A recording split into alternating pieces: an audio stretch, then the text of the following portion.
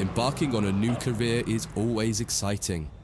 Today you're joining the list of people who work on the railways, keeping the world's people and cargo running smoothly. There's a lot to learn, but you'll be taking it step by step. Let's start by looking around. Find each of the markers and look at them.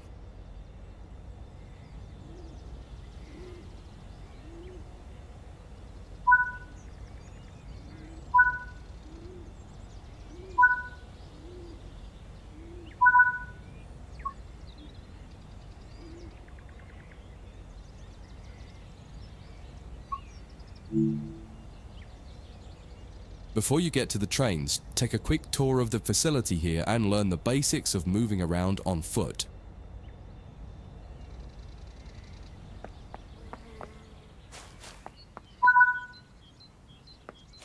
Your current objective is shown in the top left of the screen.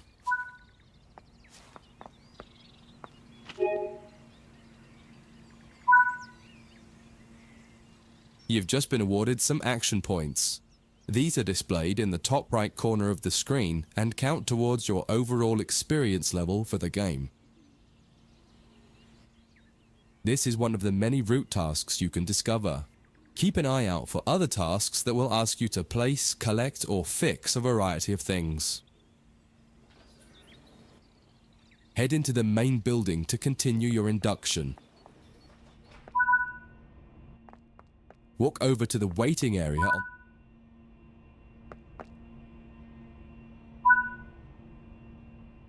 You can pause at any point to review objectives and a lot of other information about what's happening at the moment. Try it now and then return to the game after you've had a look round.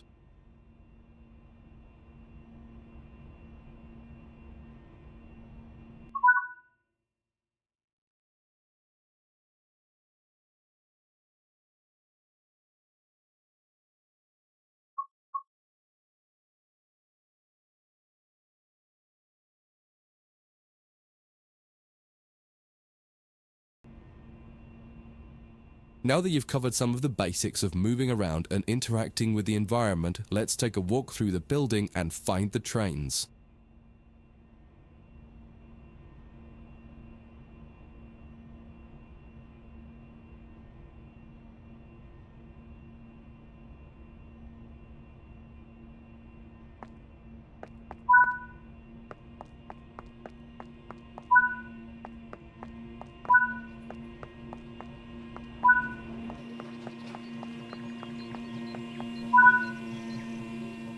This is Central Square. From here you can explore the main training center depot and surrounding yards. Your journey operating trains is just getting started here at the training center. Remember, you can always come back here from the main menu to refresh your knowledge if you're unsure about anything.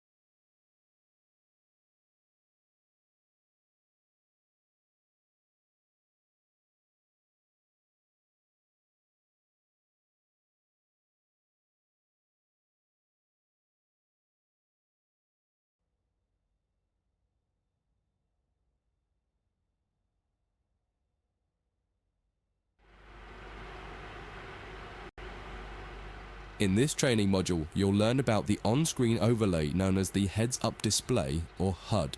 You'll see it when you're in control of a train.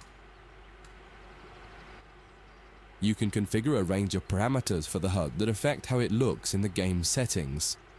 In this tutorial, you're going to take a look at the two main types of HUD and make a first choice of which one you prefer.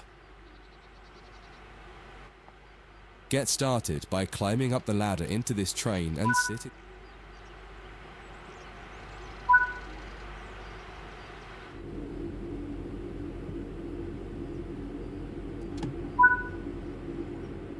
Welcome to the most important seat in the train. Before you can start learning how to make the train move, you're going to need to understand what the HUD is telling you.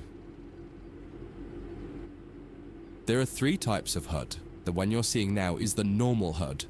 You'll learn that first, and then take a look at the minimal HUD next. There is also a simple HUD, which is essentially a cut-down version of the normal HUD. The HUD is a guide to show you what the train is doing, how you're doing, and what your next objectives are. You can tune what's shown here using the game settings. The main part of the normal HUD is the speed display in the bottom right. Your current speed is indicated by a white bar that will appear on the outside of the speedometer, and there is a red mark that indicates the maximum permitted speed. This is the direction display. An arrow will indicate the forward, reverse, and neutral directions. A cross, or X, means the reverser is currently either not inserted or in the off position. This is the power display. A number will indicate what position the power or throttle control is in. If the display is white, it refers to power. If the display is yellow, it means powered braking or dynamic braking. If the display is red, then the throttle is currently locked out and you will need to take steps to release the lock before power can be applied. You can learn about troubleshooting elsewhere in Training Center. These are the brake indicators. The exact one shown will vary by train and will often be visible in the train itself on the various gauges. These gauges tell you what is happening in the braking system. The most important one is the BC or brake cylinder. In most trains, when this reads 0, that means the brakes are released. Anything else and the brakes are applied. In the top right is the track monitor. This shows you the line ahead and allows you to see all the signals and speed limit changes that you're approaching. By default, the track monitor shows the signals with their actual red, yellow, or green aspect. But when you get more confident, you can hide this information via an option in the game settings. As you accelerate, the track monitor will extend its look-ahead distance so you can see much further ahead at higher speeds. This is all done automatically. Now that you're familiar with the normal HUD, it's time to take a look at the minimal HUD. You can change this via the game settings, but for this tutorial the game will change it automatically. You can see that most of the HUD is now gone. You are left with basic information in the top left corner.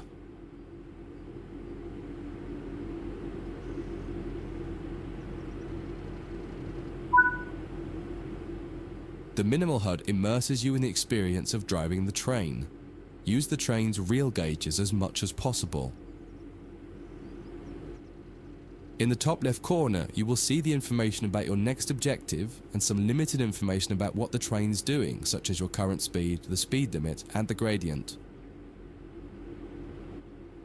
Use the game settings to add and remove information from the minimal HUD. With less information, you'll find driving more challenging, but also more immersive and rewarding. Experienced players might prefer the minimal HUD, especially when driving from the cab view. The normal HUD is ideal for newcomers or anyone who wants to drive from an external camera. You can switch HUDs in game settings. Do you want to start with the normal HUD or minimal HUD?